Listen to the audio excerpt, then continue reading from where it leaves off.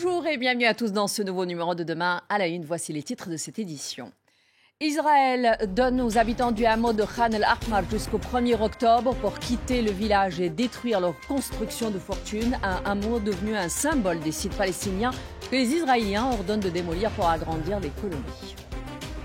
Les juges de la Cour pénale internationale ont autorisé les avocats de Laurent Gbagbo à plaider son acquittement. Détenu depuis 2011, l'emprisonnement de l'ancien président ivoirien et son transfèrement à la CPI posent plusieurs problèmes juridiques que sa défense peut utiliser pour le faire libérer. Bienvenue à tous. Début septembre de cette année, la Cour suprême israélienne a donné son accord à la démolition de Khan el-Ahmar, un hameau de tôle et de toile où vivent environ 200 personnes à l'est de Jérusalem.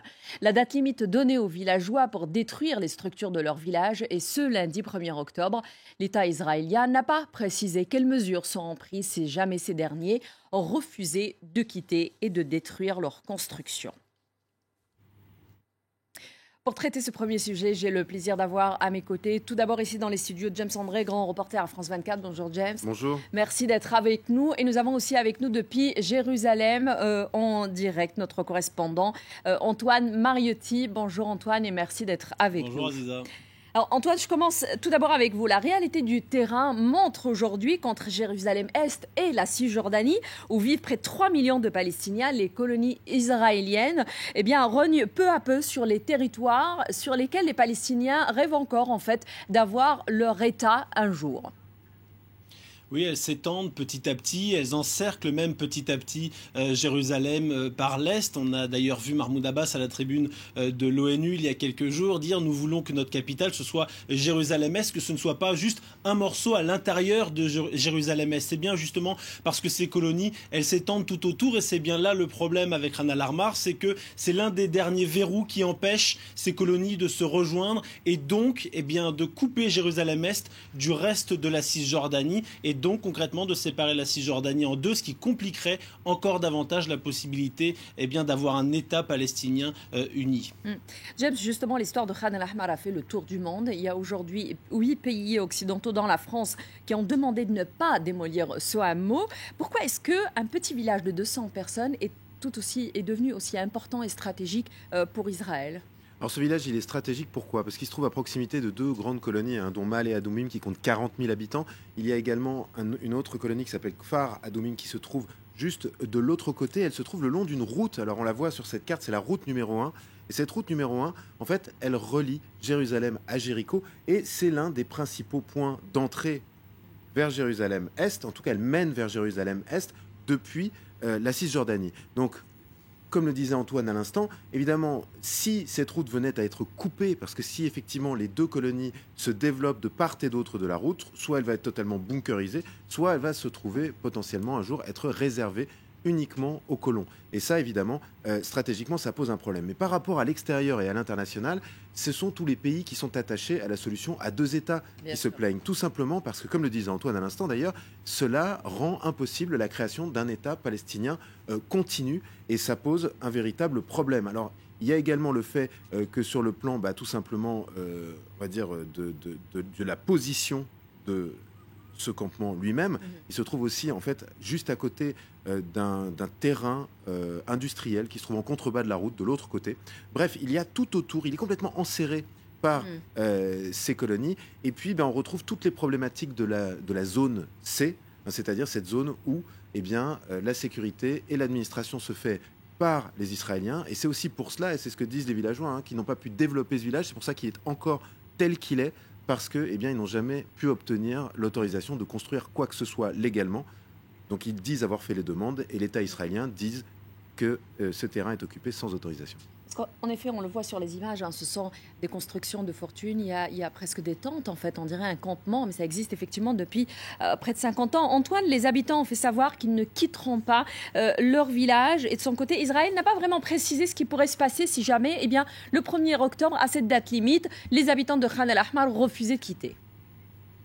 Ils ne l'ont pas précisé, mais les choses sont assez claires. Ce qu'ils veulent, c'est que les habitants détruisent eux-mêmes, c'est ce qu'ont dit les autorités, eux-mêmes, leurs propres habitations, si on peut appeler ça des habitations, parce que nous y avions été avec Cécilia Lucho, et je peux vous garantir que vous ne voyez pas d'habitation. Vous avez une maison, entre guillemets, vous rentrez, puis finalement, ce sont simplement des draps qui font office de mur, et dès qu'ils mettent quelque chose d'un petit peu solide pour servir de toit, par exemple, ou de mur, eh bien, c'est immédiatement détruit par Israël. Donc on ne peut pas vraiment parler d'habitation, et Israël a été assez clair. Si ces habitations ne sont pas détruites au 1er octobre, ce sont les autorités israéliennes qui s'en chargeront avec les bulldozers pour venir tout détruire et récupérer entre guillemets les lieux. Mais les Bédouins qui habitent donc dans cette communauté, ils sont 182 pour être précis, dont la moitié sont des enfants.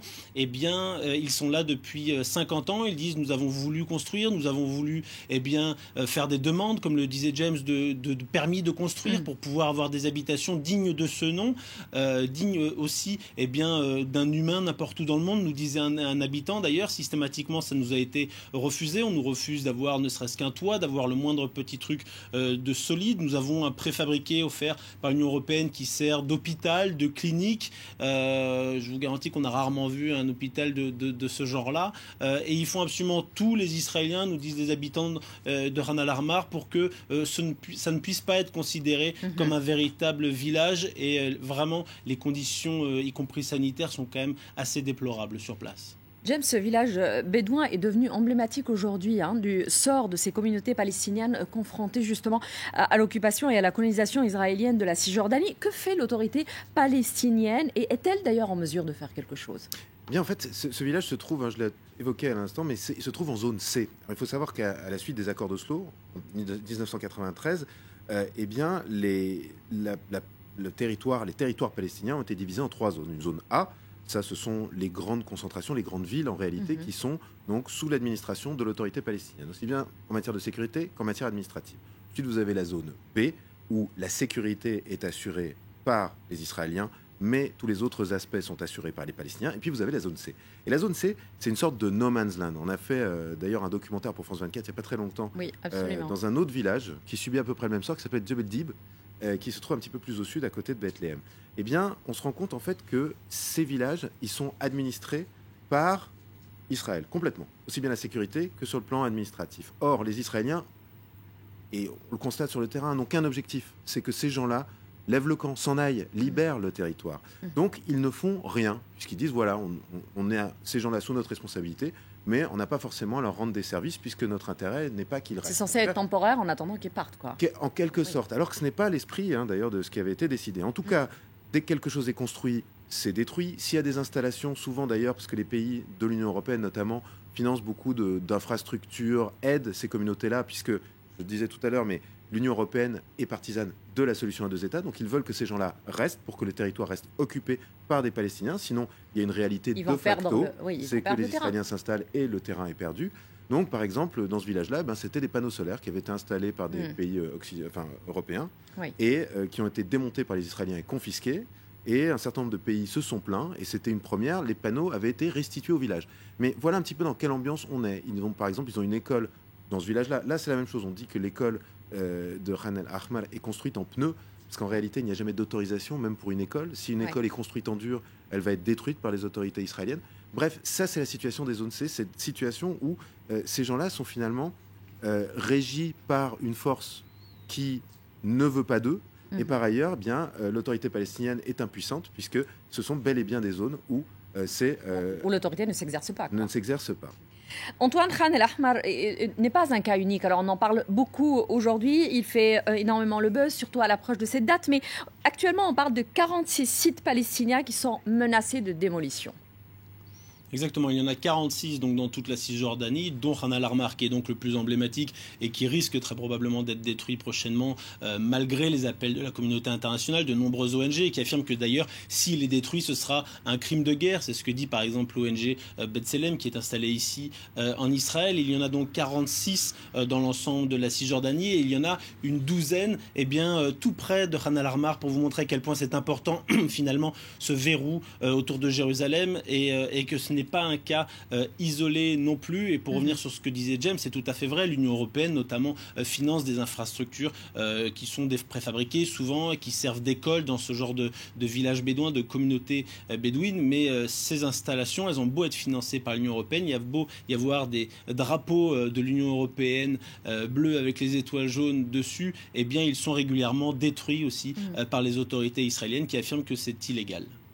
Merci beaucoup Antoine. James, pour terminer, je rappelle effectivement, vous en avez parlé il y a quelques secondes, avec Liana Saleh, vous avez été justement en Palestine, vous avez tourné ce reporter, le doc de 26 minutes, Palestine, l'État second. Et c'est une réalité que vous rapportez justement dans ce document.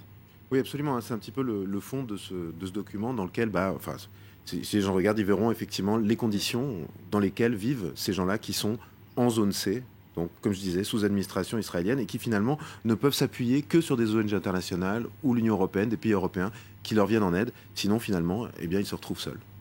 Merci beaucoup, James André, d'avoir été avec nous. Merci aussi à vous, Antoine Mariotti, d'avoir été avec nous en direct depuis Jérusalem. Merci à vous tous de nous avoir suivis. Surtout, vous restez en place. Demain, la une continue juste après le bulletin d'information. À tout de suite.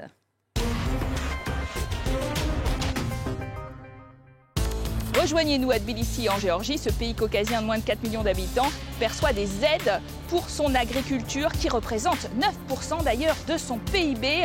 En effet, il est sorti du communisme en 91, a eu un conflit gelé avec la Russie en 2008 et en 2014, il a signé un fameux accord d'association avec l'Union européenne qui lui permet plus d'échanges mais aussi de se diriger vers un modèle agricole plus européen. Nous le verrons avec nos invités et nos reportages. L'Europe dans tous ses états, présenté par Caroline de Camaret, à voir sur France 24 et france24.com.